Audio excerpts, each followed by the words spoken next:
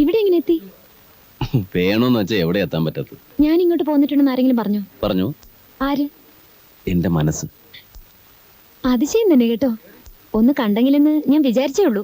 അതാണ് ഈ മനപ്പുറത്ത് എന്ന് പറയുന്നത്. ആനി എന്നെ കാണണമെന്ന് വിചാരിച്ചു, ഞാൻ വന്നു. ടോണി മുരളീധരൻ നായരെ അറിയോ? ഏത് മുരളീധരൻ നായര്? കസ്റ്റംസിലെ. കസ്റ്റംസിലെ? ഓ കസ്റ്റംസിലെ മുരളീധരൻ നായര്. അറിയാം. ഡാഡിയുടെ സുഹൃത്താ. ഞാൻ പിന്നെ എപ്പോഴും ഫീൽഡ് വർക്കിലാണല്ലോ. ഈ കള്ളക്കടത്തുകാരുടെ ശല്യം ഉണ്ടേ, അതുകൊണ്ട് എപ്പോഴും കെയർഫുൾ ആയിരിക്കണം. ആനി നടന്നോ? അല്ല, ഡാഡി ടോണിയെ പരിചയപ്പെടണം പറഞ്ഞിരിക്കുക. അയ്യോ, ഡാഡിയോടൊക്കെ എന്നെ പറ്റി പറഞ്ഞോ? എന്താ പേടിയുണ്ടോ? ഏയ് പേടിയൊന്നുമില്ല, പറഞ്ഞോന്ന് ചോദിച്ചതേ ഉള്ളൂ. പറഞ്ഞു. ഇനി കാണുമ്പോ വീട്ടിലേക്ക് കൂട്ടിക്കൊണ്ട് വരാൻ പറഞ്ഞിരിക്കുക എന്നോട്. അയ്യോ, അതൊക്കെ ഇനി ഒരു ദിവസം ആവാം. മാത്രമല്ല, ഞാൻ ഒഫീഷ്യലായിട്ട് കുറച്ച് ബിസിയാണ്. ഒഴി വിട്ടുമ്പോൾ ഞാൻ അങ്ങോട്ട് ഫോൺ ചെയ്യാം, എന്നിട്ട് വരാം. ഇപ്പൊ ഞാൻ മറ്റേ വാ.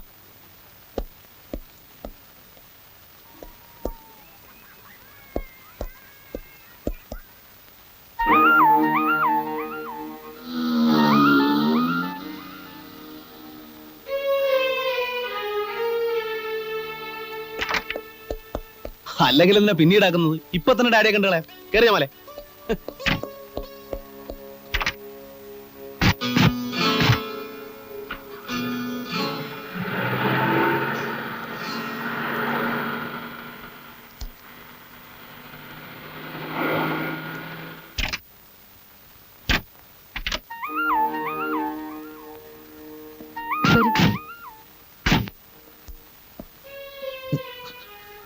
പോണ്ട, ഇത് ചതിയാ. ഈ പെണ്ണ് മനഃപൂർവ്വം നമ്മളെ ചതിക്കാൻ കൊണ്ടുവന്നിരിക്കുക. വരുന്നേ. വരുന്നിടത്ത് വെച്ച് കാണാം. നീ വാ. ഡാഡി, ഇതാണ് ഞാൻ പറഞ്ഞ ടോണി. ഹലോ. പള്ളിയിൽ വെച്ച് കണ്ടതാ. ഞാൻ ഒരുപാട് നിർബന്ധിച്ചിട്ടാ വന്നത്. നന്നായി. ഞാനും ഒന്ന് കാണണമെന്ന് വിചാരിച്ചിരിക്കുകയായിരുന്നു. ഇത് mister Mathews, city police commissioner. I am Tony Louis. ഇത് ജമാൽ. ഹലോ. മാത്യൂസ് എന്റെ കസിനാ. ഞാൻ ഇറങ്ങാൻ തുടങ്ങുകയായിരുന്നു. ഞങ്ങൾ വന്നോണ്ടല്ലോ. ഒരുപാട് ജോലിയുണ്ട്. നാട്ടിലെ കള്ളന്മാര് കൂടുമ്പോഴാണ് പോലീസുകാർക്ക് ജോലി കൂടുക. സത്യം, ഇപ്പൊ അങ്ങനത്തെ ഒരു അവസ്ഥയിലാണ്. എന്നാ ഞാൻ ഇറങ്ങട്ടെ. പോട്ടെ ആനി, പിന്നെ കാണാം. ഇരിക്കും ടോണി. ഹലോ. Hi Tony. ആനിയോട് കുറച്ച് കാര്യങ്ങൾ തുറന്ന് സംസാരിക്കണമെന്നുണ്ടായിരുന്നു. എന്നിട്ടാണോ തിരക്കുണ്ടെന്ന് പറഞ്ഞ് പെട്ടെന്ന് പൊക്കളഞ്ഞത്? അവിടെ ഡാഡിയുടെ മുമ്പിൽ വെച്ച് എന്ത് സംസാരിക്കാനാ? മാത്രമല്ല, ആ ജമാലിന് നല്ല സുഖമില്ലായിരുന്നു. എന്താ ഇത്ര കാര്യമായിട്ട് പറയാനുള്ളത്? പറയാം. നാളെ വൈകുന്നേരം ഫ്രീ ആവോ? ഒരു 5 മണിക്ക്. എവിടെ കാണാമെന്ന് ഞാൻ രാവിലെ വിളിച്ചു പറയാം. Okay, good night. Good night.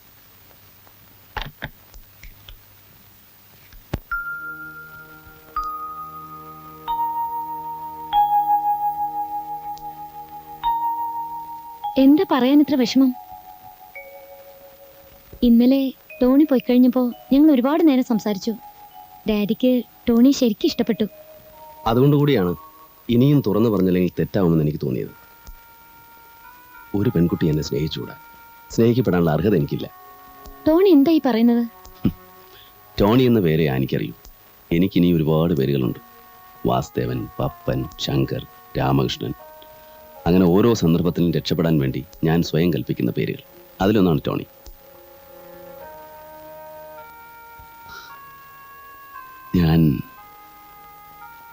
ഞാനൊരു കള്ളനാണ് അനി. സത്യം, ശരിക്കും ഒരു കള്ളൻ. ഈ വഴിയിൽ എത്തിപ്പെടുന്നവർക്ക് പറയാനുള്ള ഒരുപാട് ന്യായീകരണങ്ങൾ എനിക്കുമുണ്ട്. അനാഥത്വം, വഞ്ചന, ക്രൂരമായ ഒട്ടേറെ അനുഭവങ്ങൾ. പക്ഷെ അതൊന്നും ഇപ്പൊ പറയുന്നതിൽ അർത്ഥമില്ലല്ലോ. അന്ന് രാത്രി പോലീസിന്റെ പിടിയിൽ നിന്ന് ഓടി രക്ഷപ്പെടുമ്പോഴാണ് ആനിയുടെ ബെഡ്റൂമിൽ ഞാൻ എത്തിപ്പെട്ടത്. തൽക്കാലത്തെ രക്ഷയ്ക്ക് വേണ്ടി പറയാവുന്ന കള്ളങ്ങളൊക്കെ ഞാൻ പറഞ്ഞു. പാവം ആനി അതൊക്കെ വിശ്വസിച്ചു. ഇനി ഇത് വളരാൻ അനുവദിച്ചുകൂടാ. കണ്ടുമുട്ടുമ്പോഴൊക്കെ ആനിയോട് സ്നേഹം കാണിക്കുന്ന എന്തിനാണെന്ന് ഞാൻ ആലോചിച്ചിട്ടുണ്ട്. ഒരുപക്ഷെ ഒരു പെൺകുട്ടിയുടെ സ്നേഹം അറിയാതെ എൻ്റെ മനസ്സ് ആഗ്രഹിച്ചിരിക്കും. ആനി നല്ല കുട്ടിയാണ്. സ്വഭാവ ഗുണവും സൗന്ദര്യമുള്ള ഒരു ചെറുപ്പക്കാരനെ ഭർത്താവായി കിട്ടാൻ ഞാൻ പ്രാർത്ഥിക്കാം. ഞാനുമായിട്ടുള്ള പരിചയം വെറും ഒരു കടങ്കഥയായിട്ട് കരുതിയാൽ മതി. കല്യാണം കഴിഞ്ഞ് കുഞ്ഞുങ്ങളൊക്കെ ആകുമ്പോൾ അവർക്കൊരു കഥ പറഞ്ഞു കൊടുക്കാം. അമ്മ ഒരു കള്ളനെ പരിചയപ്പെട്ട കഥ. മുമ്പ് പറഞ്ഞ കള്ളങ്ങൾക്കും ഇപ്പൊ പറയുന്ന ഈ സത്യത്തിനും ആനി എനിക്ക് മാപ്പ് തരണം.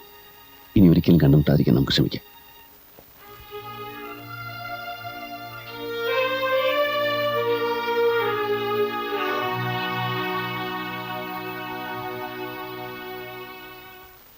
അങ്ങനെ നഗരമധ്യത്തിൽ പട്ടാപ്പകൽ നടക്കുന്ന കളവുകൾക്കെല്ലാം സർക്കിൾ ഇൻസ്പെക്ടർ ശേഖരൻ കൂട്ടുനിൽക്കുന്നുണ്ടെന്നാണ് പൊതുജന സംസാരം. പോലീസിന്റെ സഹായത്തോടെയുള്ള ഈ മോഷണകൃത്യങ്ങൾക്കെതിരെ പ്രതിഷേധിക്കാൻ ചെറുപ്പക്കാർ തയ്യാറെടുത്തു വരികയാണ്. കള്ളന് കാവൽ നിൽക്കുന്നവനാണ് കൂടുതൽ കുറ്റവാളി. ആ നിലയ്ക്ക് ഇൻസ്പെക്ടർ ശേഖരനെതിരെ പരസ്യമായ അന്വേഷണം നടത്തുകയും ശേഖരന്റെ കുടുംബ സ്വത്തുക്കൾ കണ്ടുകെട്ടുകയും അന്വേഷണം പൂർത്തിയാവുന്നതുവരെ സർവീസിൽ നിന്ന് വിട്ടുമാറി. ഈ അമ്പലക്കാടന്മാര് പൊതുവെ പകക്ക് പേര് കേട്ടവരാ, കൃഷ്ണേട്ടൻ പ്രത്യേകിച്ചും. അന്ന് സാർ അയാളെ പിണക്കി വിട്ടപ്പോഴേ എനിക്ക് തോന്നിയതാ സംഗതി അബദ്ധമായി പോയെന്ന്. പിന്നെ എന്റെ ഓഫീസിൽ കയറി വന്ന് എന്നോട് അധിക പ്രസംഗം പറഞ്ഞ ഒരുത്തനെ ഞാൻ പൂജിക്കണോ? അല്ല സാറേ, ഒരു പണക്കാരൻ മാത്രമാണ് സാറില്ലായിരുന്നു. ഒരു പത്രം കയ്യിലുണ്ടായി പോയില്ലേ, തോന്നിയതുപോലെ എന്തും എഴുതാലോ. നമുക്ക് തിരിച്ചു വല്ലതും എഴുതാൻ പറ്റുമോ? എന്താ ചെയ്യേണ്ടതെന്ന് എനിക്കറിയാം.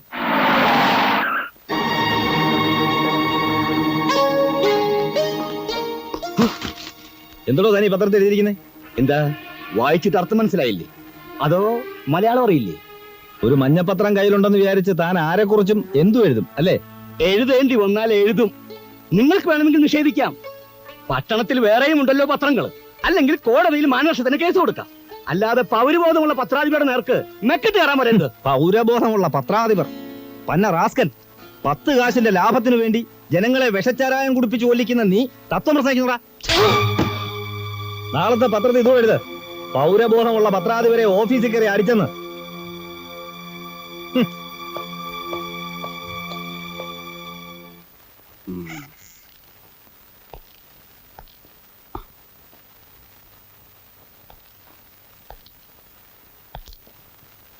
മിനിഞ്ഞാന്ന് രാത്രി ലൂസി പറഞ്ഞതേ ഉള്ളൂ, ഒരു ഇൻഡ്യൂഷൻ പോലെ തന്റെ കസേര തെറിക്കാറായെന്ന്. താൻ ജോയിൻ ചെയ്യാൻ വലതുകാല് വെച്ച് വന്നപ്പോഴേ ഞാൻ പറഞ്ഞതാ ആ കസേരയിൽ ഇരിക്കുമ്പോ സൂക്ഷിക്കണമെന്ന്. എന്നിട്ടിപ്പോ എന്തായി? തന്നോട് ആര് പറഞ്ഞോടോ ആ പത്രാധിപരെ പ്രസ് കയറി തല്ലാൻ? ഞാൻ ചെന്നപ്പോ അയാൾ പ്രസിനുള്ളിലായിരുന്നു, അതുകൊണ്ടാ. ദേ, ഇത് തന്നെയാ തന്റെ കുഴപ്പം. അന്ന് ജുവലറി ഷോപ്പിലെ സംഭവം കഴിഞ്ഞപ്പോ കരുതിയതാ സസ്പെൻഷൻ ഓർഡർ സെർവ് ചെയ്യണമെന്ന്. പിന്നെയും വിചാരിച്ചു ജോയിൻ ചെയ്തിട്ട് കുറച്ചു കാലമല്ലേ ആയുള്ളൂ. താൻ എന്ത് ആ ഓർഡർ തന്നാ എനിക്ക് പോവാം. GK Segaran, Circle Inspector of Police. You are hereby suspended. Sir, ഞാൻ തന്നെ വായിച്ചോളാം. പിന്നെ സാറ് ദയവായിട്ട് സാറിന്റെ ലൂസിയോട് പറയണം, സ്വന്തം ഭർത്താവിന്റെ കാര്യത്തിലെങ്കിലും ഇത്തരം ഇൻഡ്യൂഷൻ തോന്നരുതെന്ന്.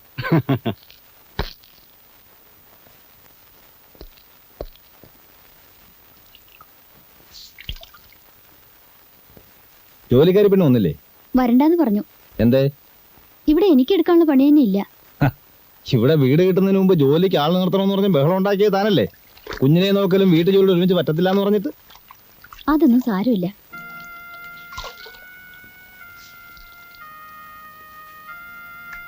ചെലവ് കുറയ്ക്കാൻ വേണ്ടിയല്ലേ നീ ജോലിക്കാരോട് വരണ്ടെന്ന് പറഞ്ഞത്? എനിക്കറിയാം, എന്റെ ഭാര്യ ആയിപ്പോയതുകൊണ്ട് നീ ഒരുപാട് ബുദ്ധിമുട്ടുകൾ അനുഭവിക്കുന്നു. എന്താ ഇങ്ങനെയൊക്കെ പറയുന്നത്? എന്തെങ്കിലും പരാതി ഞാൻ എപ്പോഴെങ്കിലും പറഞ്ഞിട്ടുണ്ടോ? സമയദോഷം കൊണ്ടാ ഇങ്ങനെയൊക്കെ സംഭവിച്ചത്. പ്രശ്നങ്ങളൊക്കെ തീരുമ്പോ നമുക്ക് പഴനിയിലൊന്ന് പോണം. ഞാൻ പ്രാർത്ഥിച്ചിട്ടുണ്ട്. ആരുമില്ല ഇവിടെ? വാതിലൊക്കെ തുറന്ന് മലത്തിയിട്ടിട്ട് എവിടെ പോയി കിടക്കുക എല്ലാരും? ഓ, ഇൻസ്പെക്ടർ ഉണ്ടായിരുന്നു അവിടെ. ഇനിയിപ്പോ ഡ്യൂട്ടിക്കൊന്നും പോകണ്ടല്ലോ. ഇപ്പൊ സസ്പെൻഷൻ, അടുത്ത് പിരിച്ചുവിടല്. മരുമകളെ കല്യാണം കഴിച്ചിരിക്കുന്ന ഒരു പോലീസ് ഉദ്യോഗസ്ഥനാന്ന് പറയാൻ പണ്ട് എനിക്ക് അഭിമാനമായിരുന്നു. ഇപ്പൊ നാണക്കേട് കൊണ്ട് പുറത്തിറങ്ങാൻ വയ്യാണ്ടായി. ഞങ്ങളുടെ കാര്യത്തിന് അമ്മാവൻ എന്തിനാ ഇത്ര വിഷമിക്കുന്നത്? വിഷമം ഉണ്ടടി. എന്താ ഈ പത്രത്തിൽ എഴുതിക്കുന്നത് നോക്ക്. ഇവന് സ്ഥലം മാറ്റത്തിനും പ്രൊമോഷനും വേണ്ടി മേലുദ്യോഗസ്ഥന്മാരെ കാണാൻ പോകുന്നത് നീയാണെന്ന്. ഇവൻ നിൽക്കേണ്ടടുത്ത് നിന്നാൽ ഈ പത്രക്കാരിങ്ങനെ എഴുതുമോ? മതി.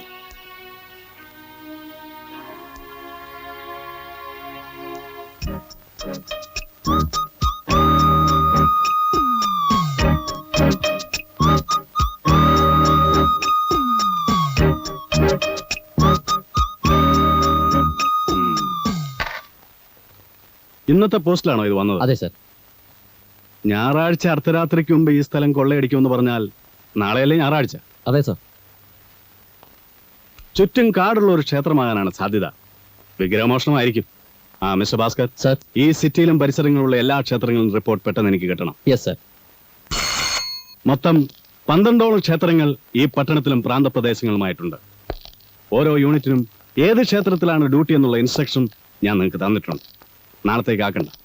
U start your duty as of from now until day after morning. Yes sir. എന്തെങ്കിലും സംശയമോ പ്രശ്നങ്ങളോ ഉണ്ടായാൽ ഉടനെ കൺട്രോൾ റൂമുമായി ബന്ധപ്പെടണം. Now you may proceed to your respective destination.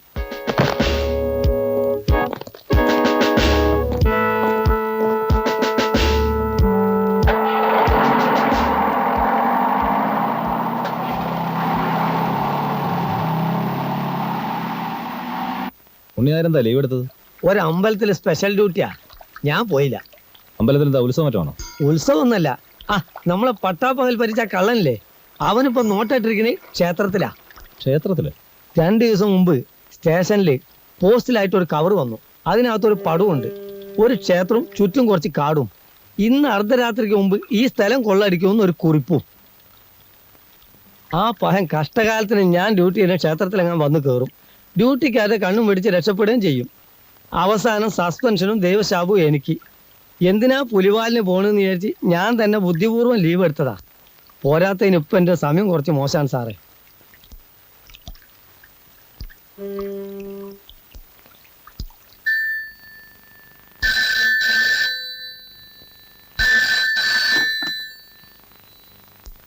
Hello, അമ്പലക്കാടനാണ്. അമ്പലക്കാടൻ? എന്താ ഇപ്പൊ ബോധ്യമായോ അമ്പലക്കാടനോട് കളിച്ചാൽ എങ്ങനെ ഇരിക്കുമെന്ന്? എന്താ മിണ്ടാത്തേ? ഒരു ക്ഷേത്രവും ചുറ്റും കുറച്ച് കാടും. ഇന്ന് അർദ്ധരാത്രിക്ക് മുമ്പ് ഈ സ്ഥലം കൊള്ളടിക്കുമെന്ന് ഒരു കുറിപ്പും.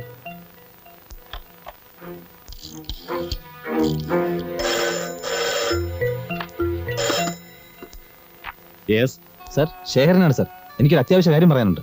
എന്ത് അത്യാവശ്യ കാര്യമാണെങ്കിലും എനിക്ക് കേൾക്കണ്ട. I don't want to hear anything from you. Understand?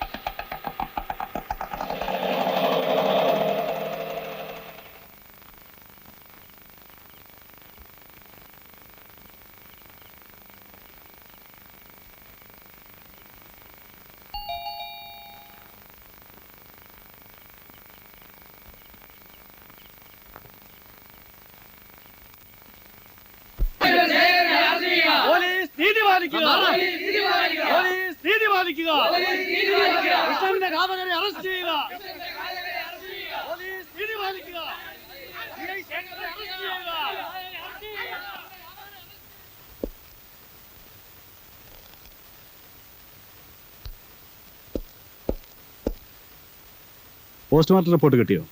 കിട്ടി സാർ. അതിലെന്താ ഉള്ളത്? തലച്ചോറിലേറ്റ ഇടിയുടെ ആഘാതമാണ് മരണകാരണം. മാത്രമല്ല ശരീരത്തിൽ പല ഭാഗത്തും അടിയുടെ പാടുകളുണ്ട്. ഹലോ, യെസ്, ശരി sir. I G sir, Mathews ആണ്. ഉവ്വ, പേപ്പറിൽ ന്യൂസൊക്കെ വായിച്ചു. സാർ, അറസ്റ്റ് ചെയ്യേണ്ട ഒരു പോലീസ് ഓഫീസറെയാണ്. അതുകൊണ്ട് അവരല്പം. No regrets. എനിക്കിവിടെ ഇരിക്കപ്പുറതിയില്ല. നാട്ടിലുള്ള പത്രക്കാർക്ക് മുഴുവൻ ഹാജരായിരിക്കുക. CM തന്നെ 6 പ്രാവശ്യം വിളിച്ചു കഴിഞ്ഞു. അയാളെ ഇനിയും അറസ്റ്റ് ചെയ്യില്ല എന്ന് ചോദിച്ചുകൊണ്ട്. സിവിലിയൻ ആയാലും ശരി, ഫോഴ്സിലുള്ള ആളായാലും ശരി, കുറ്റവാളികൾക്ക് ഒരു ദാക്ഷിണ്യവും പാടില്ല. Effect the arrest immediately.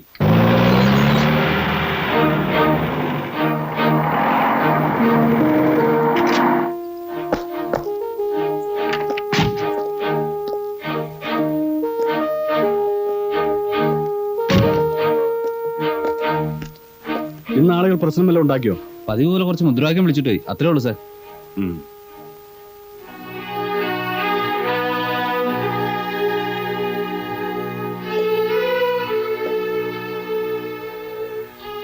ഒരു അറസ്റ്റ് അവോയ്ഡ് ചെയ്യാൻ ഞാൻ ആവുന്നത്ര ശ്രമിച്ചു നോക്കി. പക്ഷേ പ്രയോജനം ഉണ്ടായില്ല. അത്രയ്ക്കും പ്രശ്നമുണ്ടായിരുന്നു മോളിൽ നിന്ന്.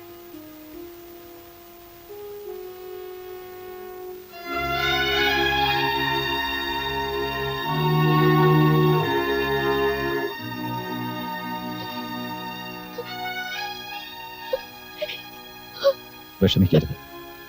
നമ്മുടെ വിധിയാണെന്ന് കരുതിയാൽ മതി. കുഞ്ഞിനെ കൊണ്ട് അമ്മ എന്നെ വീട്ടിലേക്ക് വയ്ക്കും.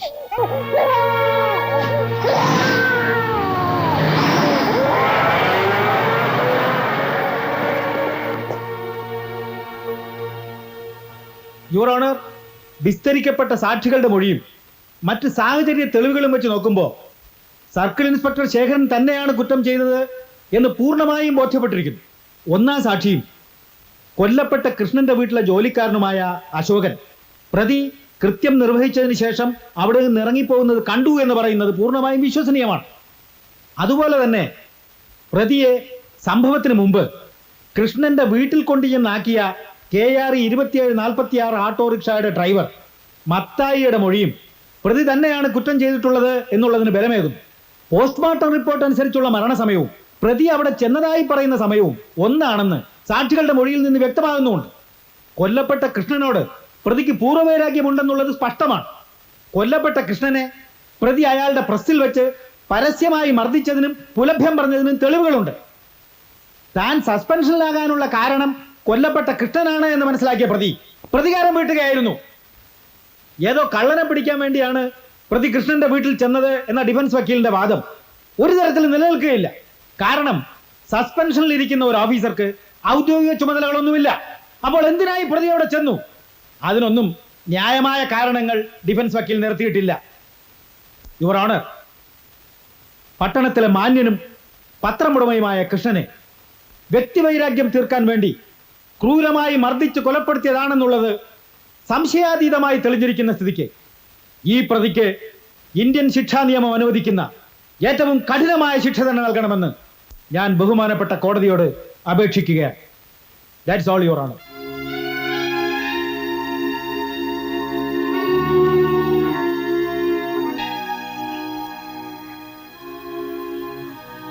നിങ്ങളെപ്പോലെയുള്ള ലോക വിവരമൊന്നും ഞമ്മക്കില്ല. പക്ഷെ ഒന്നറിയാം, ഞാനും നിങ്ങളെ വിചാരിച്ച ഈ നാട് നന്നാവില്ല.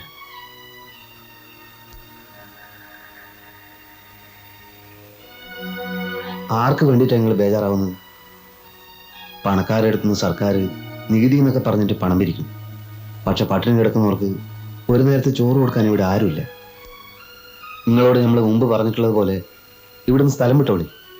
ഈ ദുനിയാവിൻ്റെ ഏതെങ്കിലും ഒരു മൂലയ്ക്ക് നിങ്ങൾ ജീവനോടെ ഇരിക്കുന്നുണ്ടെന്ന് അറിഞ്ഞാൽ മതി നമുക്ക്. അതുകൊണ്ടാണ് പറയുന്നത്. നമ്മുടെയൊക്കെ തലയിൽ ചിലതൊക്കെ പടച്ചു മറിച്ചു വെച്ചിട്ടുണ്ട് ജമാലെ. അതുപോലെ നടക്കും.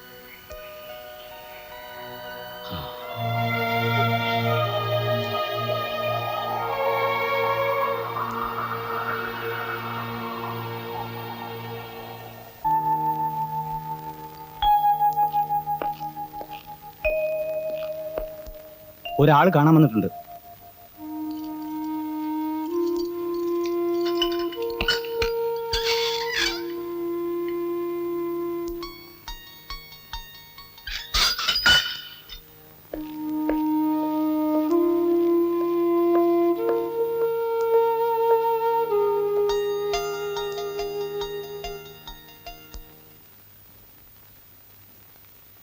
മനസ്സിലായില്ലല്ലേ? രൂപം കൊണ്ട് എന്നെ തിരിച്ചറിഞ്ഞില്ലെങ്കിലും ശബ്ദം കൊണ്ടറിയാൻ നിങ്ങൾക്ക് സാധിക്കും. ഫോണിൽ പലപ്പോഴും നമ്മൾ തമ്മിൽ സംസാരിച്ചിട്ടുണ്ട്. യെസ്, ഞാൻ തന്നെ. ഇങ്ങനെയൊരു കണ്ടുമുട്ടൽ ഞാൻ തീരെ പ്രതീക്ഷിച്ചതല്ല. കള്ളം പുറത്ത്, പോലീസ് അകത്ത്. വിധി എന്നല്ലാണ്ട് എന്താ പറയാ. ഈ അവസ്ഥയിൽ നിങ്ങൾക്ക് എന്നെ ഒന്നും ചെയ്യാനാവില്ലെന്ന് എനിക്കറിയാം. കളവിനേക്കാൾ വലിയ കുറ്റമാണ് കൊലപാതകം.